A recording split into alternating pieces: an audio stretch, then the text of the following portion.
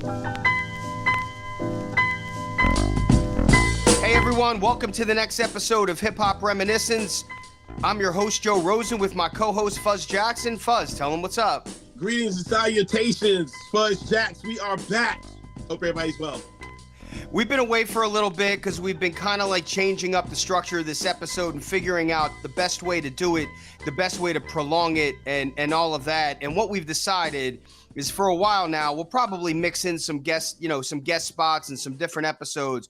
But for now, what we're going to do is concentrate on one rapper or one group each week. And we've got some segments for you that we'll get into. Obviously, we're still going to finish with 4 words because that's the best part of the show.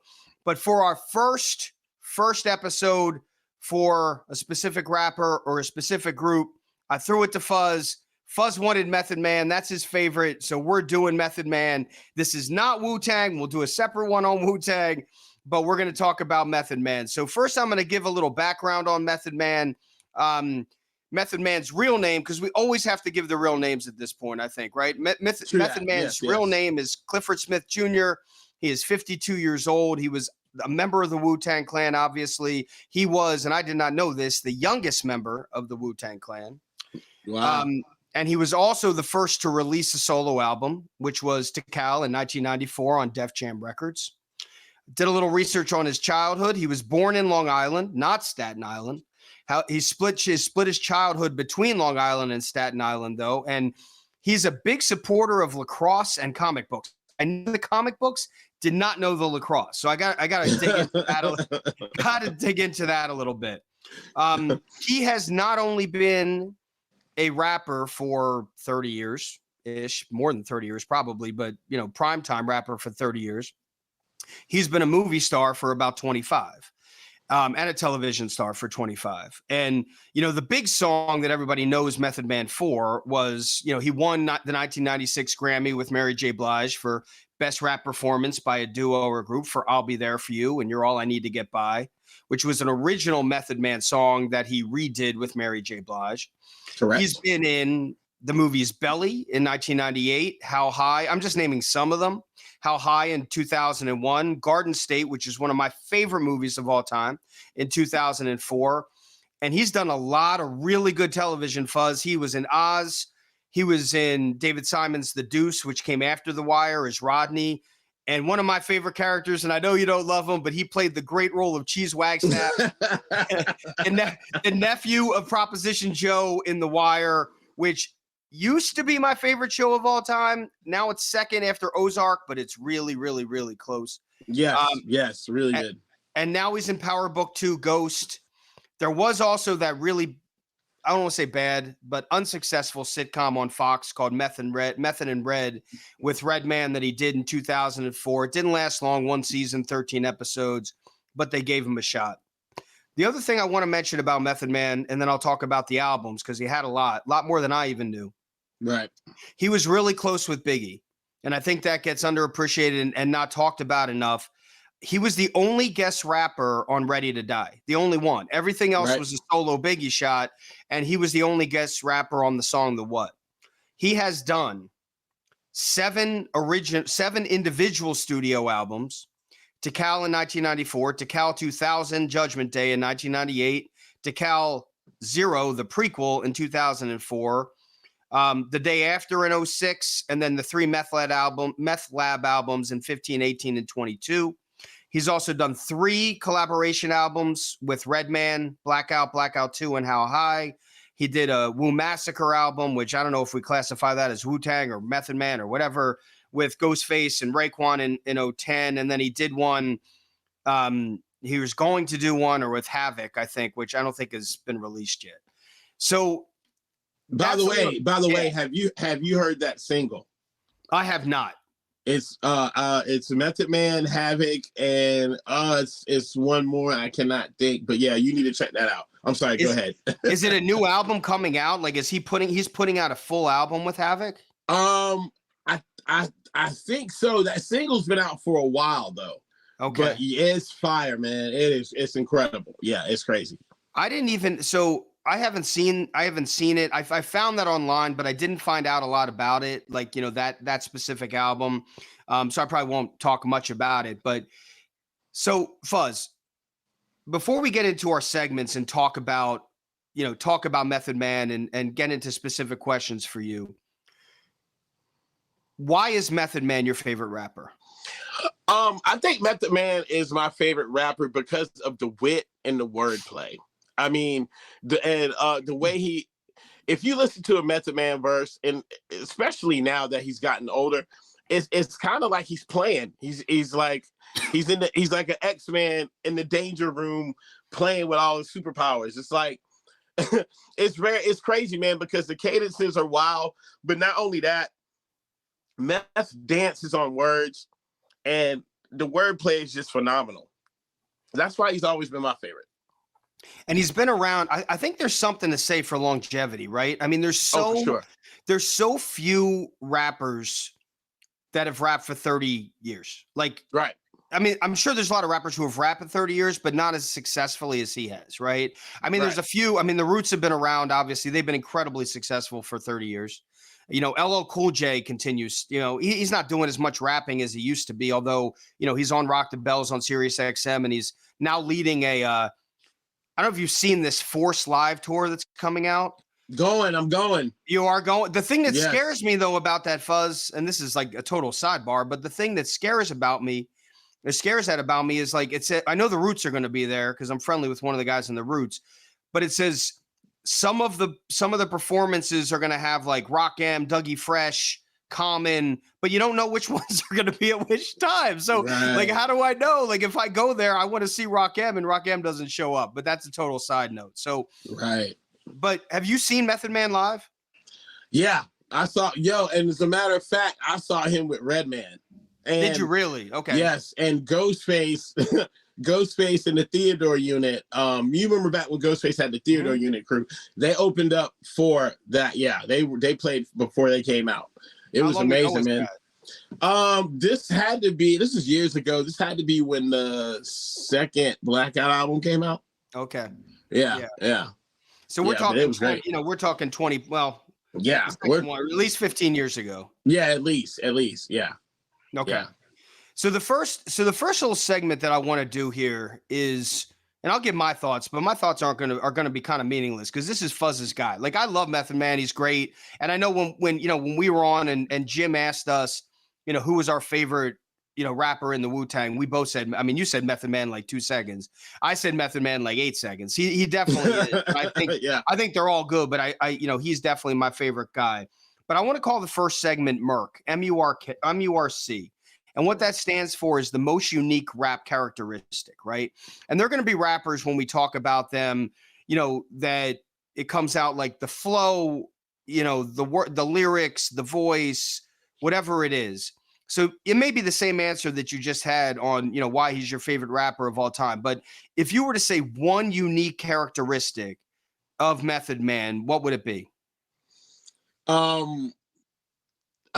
One characteristic, I would have to say, so many. I'm gonna go with one. I'm gonna have to say witty. I'm just gonna have to say witty. Like for example, have you checked out Meth Lab 3, right? Absolutely, I love Meth Lab. That's my favorite of the Meth Labs. Okay, mine as well. Okay, so the Butterfly Effect, that song with RJ Payne, when he's like 30 for 30, something shot 30 for 30, like Step in My Shoes whack or something like that. Like, like just the way he broke that down, and the wit, and the shoes are whack, and which I love stuff, but the shoes are trash. But like just little things like that, how he just takes little phrases and just plays with them. That's that wit I'm talking about, man. And there's not a lot. So I'm gonna add something to that. So for me, it's the voice for him. I think like there's only a few rappers out there that have everybody has their unique sound, right? But like, you listen to Ice Cube, you listen to Rakim, you listen to Chuck D. I mean, it's not the voice that separates them, right? It's other things, right? It's Rakim's flow. I mean, there's so many different things or whatever. When I think of just pure voice, just different voice, I think of Snoop. I think of Q-Tip.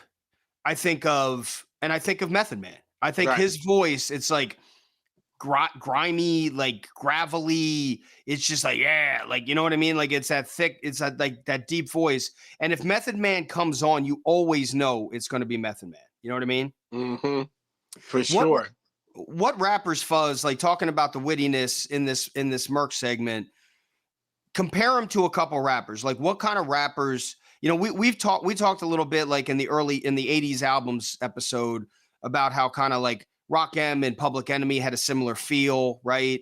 Not exactly the same, but just a similar feel.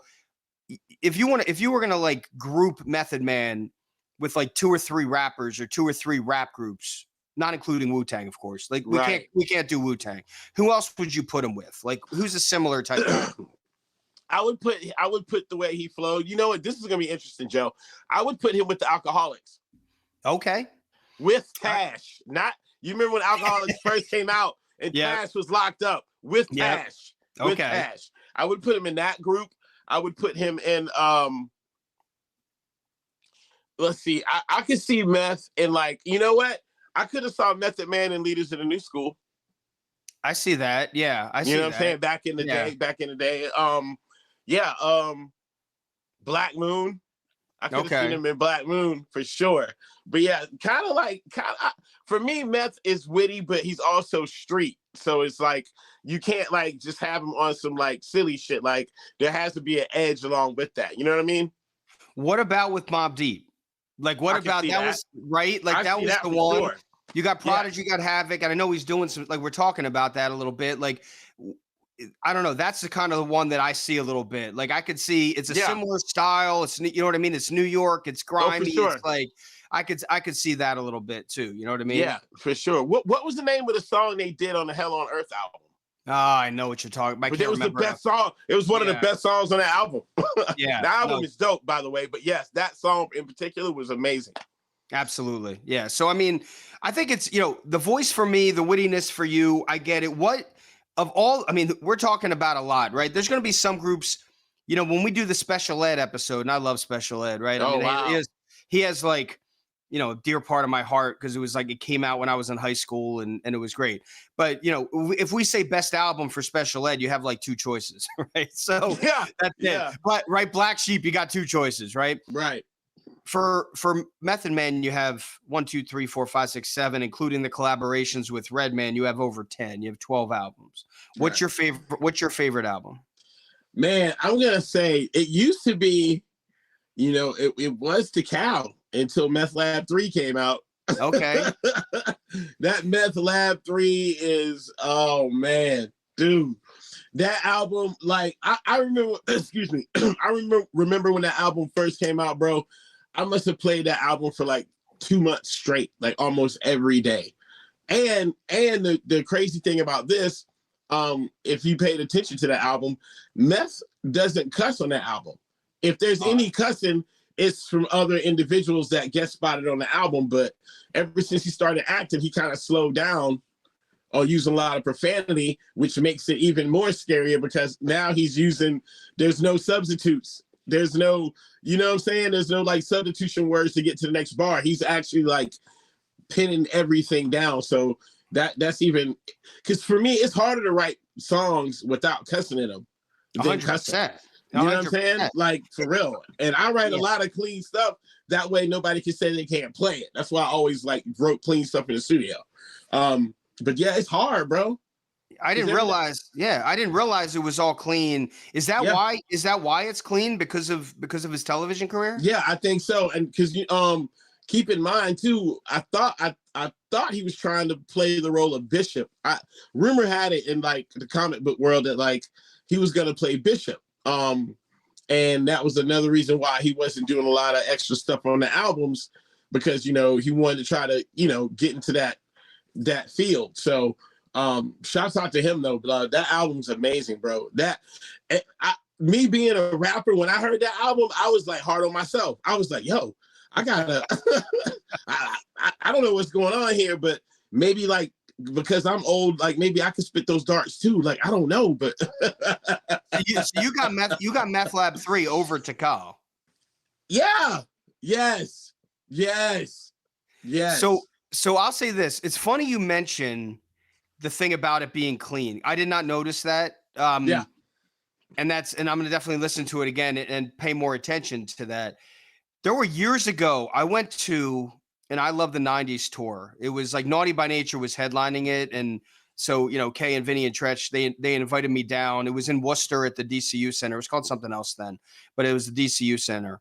And I go downstairs, and this place has been around, Fuzz, forever. Like, it's a grimy old auditorium. Like, it's been around forever.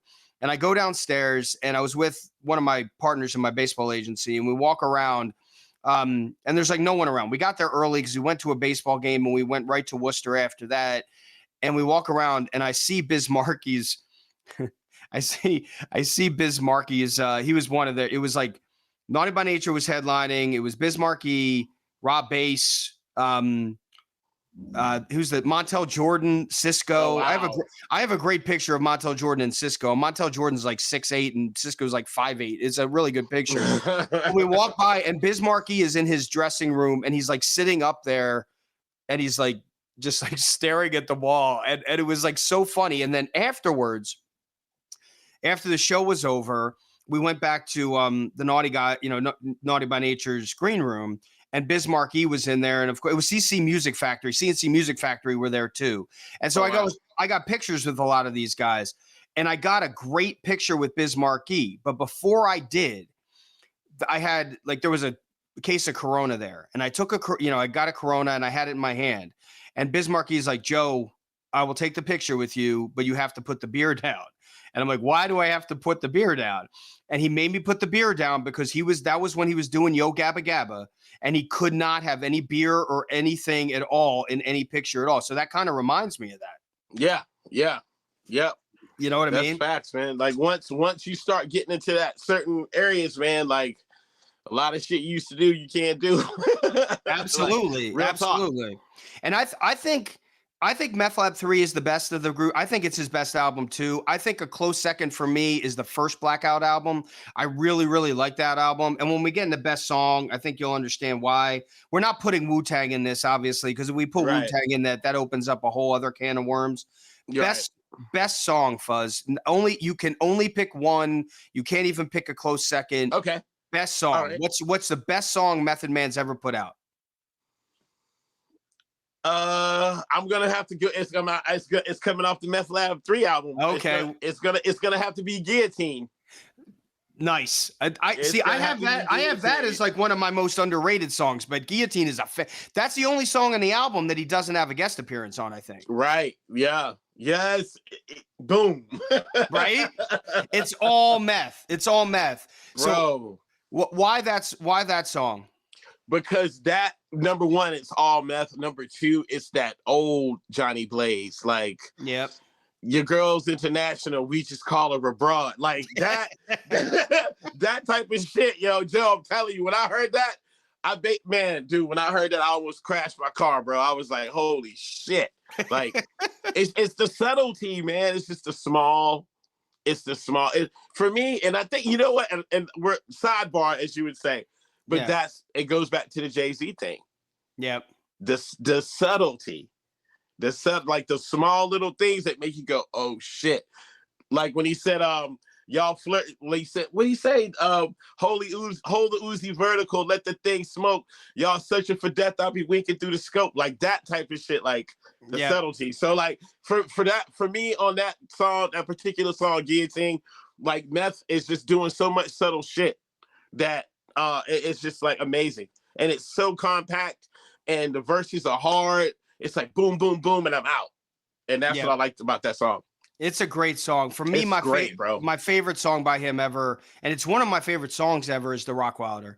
The first time I heard it, it's like, you hear the beat, it's like, it has that intro, right? Like if you play those for ding, ding, like that thing before it gets to the beat, then you drop the second beat, then you drop the third beat. My only issue with The Rockwilder is it's too short. Right. It's like 2 minutes long. Like it kills me. Rap songs a lot of the time are like longer, right? I mean, not all of them, but at least like old school rap songs were like 4 to 5 minutes, right? Now every song is 2 to 3 minutes. Right. But like back then it was 4 to 5 minutes. But I think The Rockwilder is like 2 minutes exactly, or really, really close to that. Yeah. And it's one verse by Meth. one verse by Redman, and there's not even a break in between the two. And it's just that beat. Doom, doom, you know what I mean? Like when you hear that and then the beat drops and you're like it's just that song is amazing to me. Yeah, man. Give me an underrated song. I had Guillotine as one of my underrated songs. Yeah. Because it's not like when I think of underrated, and it's hard to define underrated sometime. Like someone said to me today that Nikola Jokic is underrated. I'm like, dude's guy's won 2 MVPs. Like he's not underrated. Yeah, he's right? not like, at all. He's not like, underrated. What are you talking about? right. By the way, props to my boy Joel for winning it this year. So I'm very happy about that. But what like underrated for me for a rapper is maybe a song that didn't get the credit when it was out, number one, or number two, just didn't get any radio play on anything like Sirius XM, I don't know, whatever, like pop radio, black radio, rap, anything like back then. So what's your underrated song for him? For me, it's going to have to be the joint with him and Redman, Miss International. Okay. I like that. Because it's a love song, but it's, once again, it's the wit and it's on some street shit too. So like, it's so slept on, but I think that's a brilliant song. That's a really good one. For my underrated one, I think you'll probably agree with me, is on this song, because my favorite song on Meth Lab 3 is Guillotine, Just Like You. I think it's the best song on there, but I think a close second to me is Find God. Find God is like perfect with Intel and someone else. I can't remember who it is off the top of my head, but his rap on that is great. The beat is great.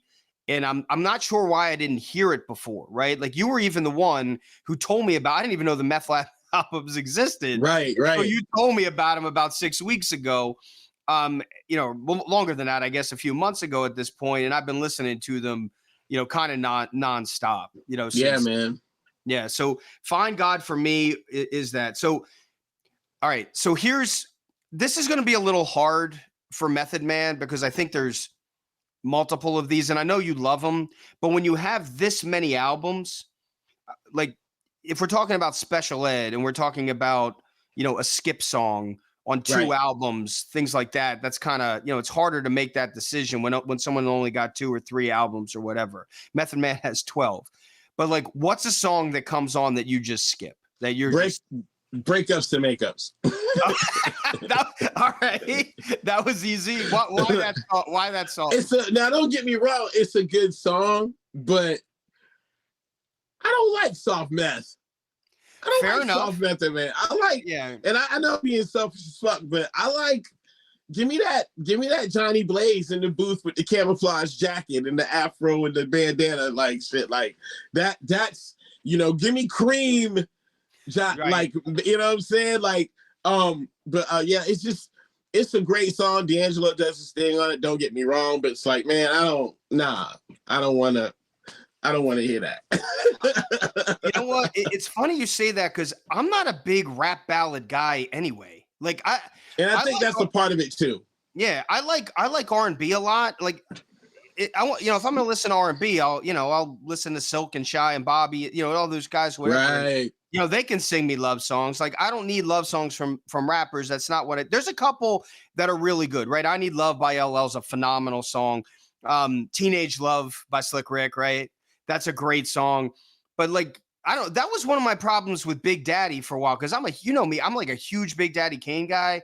And then at the end of Big Daddy's, like when he was putting out albums, like the end of that part of his career, I felt like every song was a ballad. And I'm like, yeah, bro. What's going on here? This is not, I want Ain't No Half Step and I want Raw. I want Wrath the King. Like, that's what I want. Lean on me. Yeah. Lean on me. Exactly. Yeah. I'm gonna give you a skip song you're probably gonna disagree with because I went to Tikal because I think like on a lot of the albums from after Tikal to the Meth Labs, like Tikal 2000, Tikal, 421, the day after. Like, I think there's actually a lot of skip songs on that. But I'm going to give you one from Tikal that I think is a skip song, and that song is Tikal. I don't understand it. I don't understand what he's saying. I don't understand what it's about. I don't understand why he's like doing that high. Why is he doing the high voice? He's like, like, I don't understand why he's doing that. And that album is great. Like, don't get me wrong. It's a phenomenal album. But like that song I listened to and I'm like, man, this song is not my thing. And then I listened to it again and I'm like, I don't know. I mean, can you get with me on that one, or is that like you like that song? I got like when I first heard the song To Cal, I was like, oh shit, like I don't like this is crazy.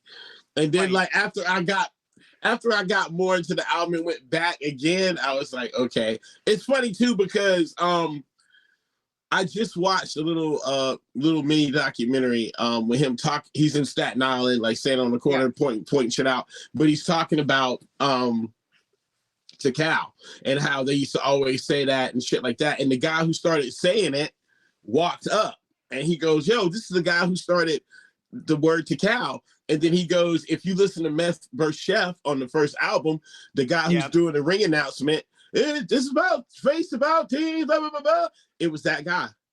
Really? Yeah. But he's not the one doing that like goofy high voice, is he?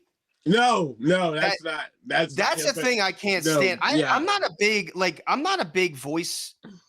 Like, you don't have to do that goofy stuff with me, and like, I just want to hear you rap. If you're good at it, you're good at it, whatever. And I'll be honest, like, most rappers don't do it. And this was one of my favorite rappers of all time is Eminem. But I got out the first three. I mean, but talk about voices and stuff like that. Eminem, has a lot of those voices and stuff. But early on, at least with the first three albums with Eminem, he didn't do. It was kind of the same voice. It was like kind of his, he had different voices per album, but like it was kind of the same thing. And then when he got into Relapse and Recovery and all those things, I felt like it was just like too many different voices and stuff. He's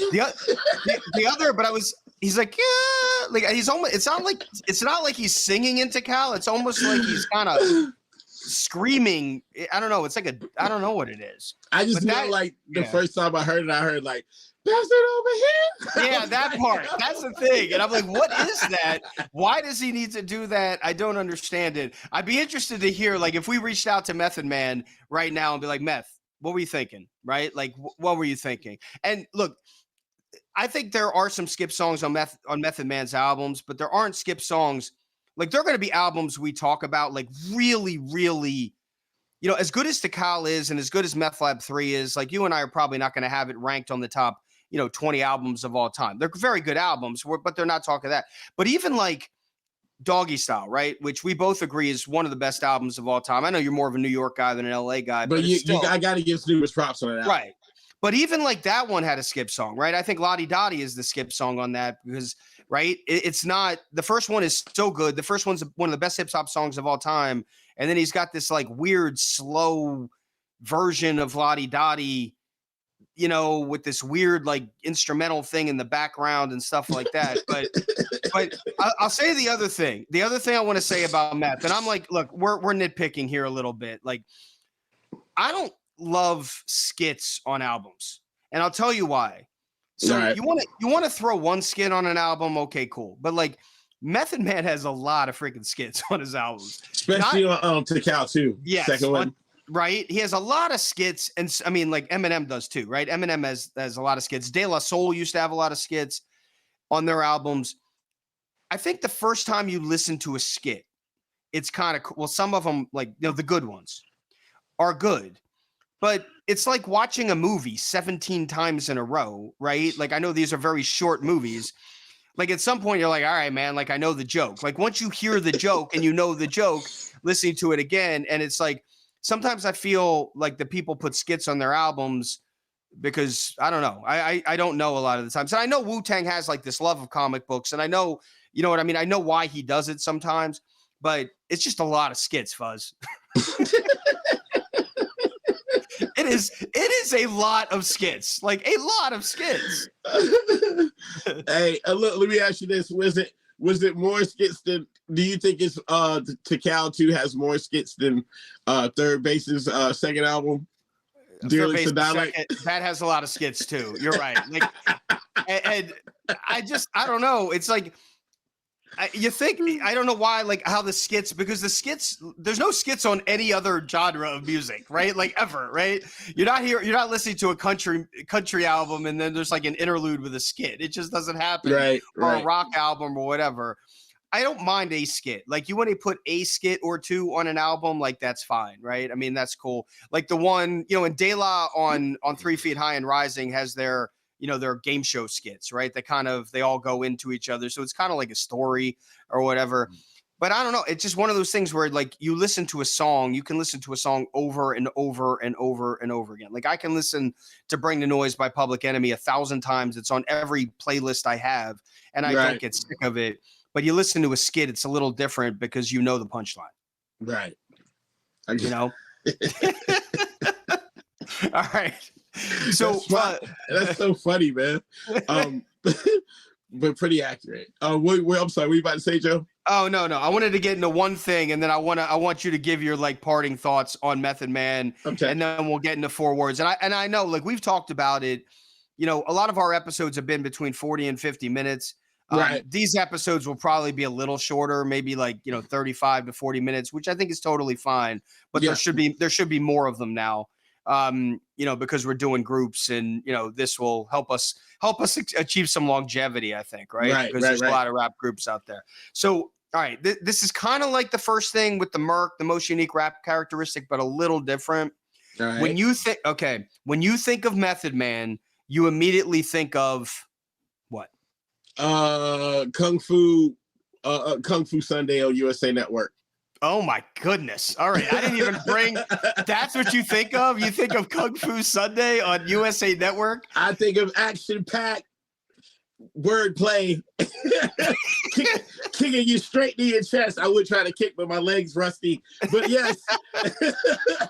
But yeah, the album filled with action and a terrific ending. That's the Kung Fu flick on Sunday. That's Method Man to me.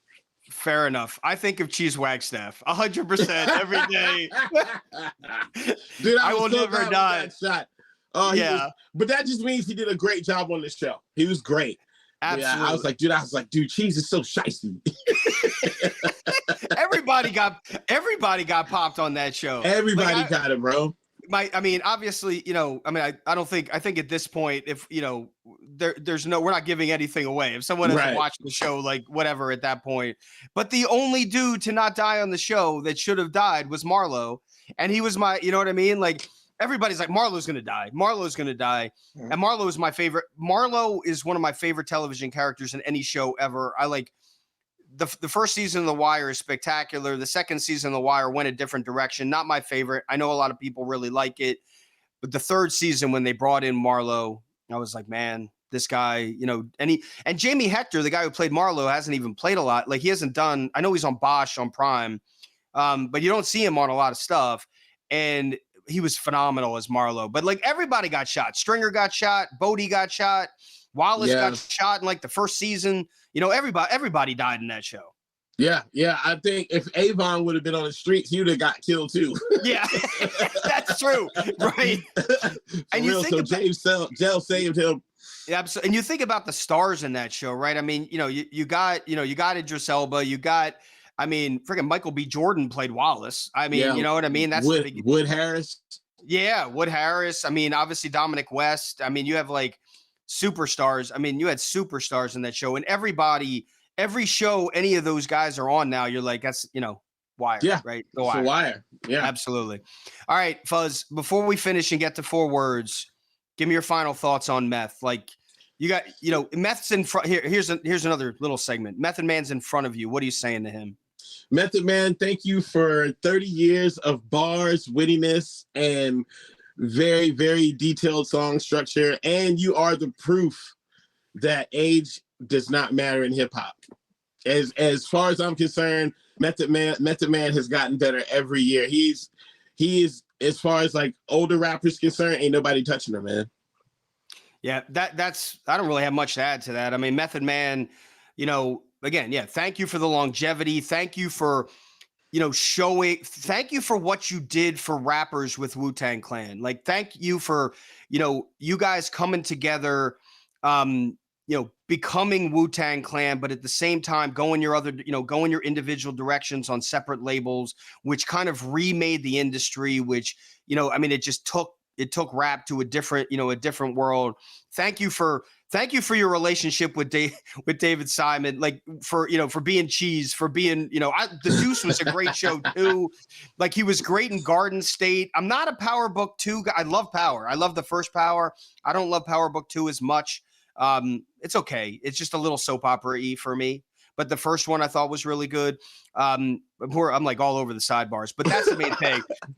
But the main thing I want to thank Method Man for is thank you for what you did for the hip hop industry with Wu-Tang Clan and allowing yourself to, go solo on Def Jam while Wu-Tang was making music too. And you didn't let a full group with, a lot of members step in get in the way of individual careers and vice versa. You know what I mean? Right. So that's good. So let's finish with 4 words. We're going to have a Method Man theme, 4 words. You start, Fuzz, and I got the words for you. All right. We back again, hitting you with 4 more words. It's Method Man episode. He's dope. I concur. Guys, step up, because what you say don't concern me. Me and my people, they hold me up like a weekend at Bernie's. First word is to cow. To cow. To cow. I know it's awkward. It's lace it backwards. Did you know that? I did not. Anyway, back to it. The cow. It's Method Man's first album. I smack these rappers. Somebody give me some talcum powder. I can listen to Cow for hours. Nah, scratch that. Meth Lab 3 is where it's at. All right, I'm going Cheese. I'm going Cheese. Cheese from The Wire. I know you got a little clout, but I ain't gonna lie, I was happy as hell when they took you out. What you did to Prop Joe was on some bullshit. And when they took you out, I was like, get him out of here quick. Rodney, not in my danger field. But we hit you with, but I'm watching The Deuce, so I gotta chill. Oh man, I got stuck on that one. All right, the last one is Meth, which should be, I'm just going straight Meth. All right, straight Meth. I mean the rapper. I don't smoke it.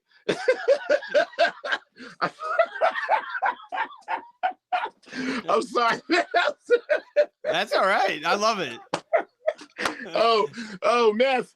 I'm talking about the rapper. I don't smoke it. Wu-Tang Clan, 30 years of greatness. These rappers out here, they can't say shit. They talk about ageism, but can't explain it. An older rapper's better than all y'all youngins. And his pen strokes differently like Philip Drummond. Oh, Philip Drummond. We're going straight different strokes from the 80s. I love it. And that is a fantastic way to finish this one off. Oh, man. That was fantastic. Just make sure. Sorry, man. Oh, no, I love it. The website is hiphoprem.com. Our Twitter handle is hiphopremin, REMIN. Definitely check it out. We're going to keep doing this for a while. We might... obviously we have some 90s albums to finish and some early 2000s album to finish, talk about some DJs, get some guests on here. But I think, the structure of this, like having some, talk about groups every week will definitely, be kind of a way to go. And, Fuzz will pick some, I'll pick some, and, it'll be a fun thing. So Fuzz, tell them where they can hear you, of course. Go to fuzzjacks.bandcamp.com. You can also go to Instagram, your mom's favorite rapper, one word, or you can go to Fuzz Jackson on Facebook or North Jacks on Twitter. That's NORTHJAXX. Awesome. For Fuzz Jackson, I'm Joe Rosen. We'll see you next week, and thank you again. Peace.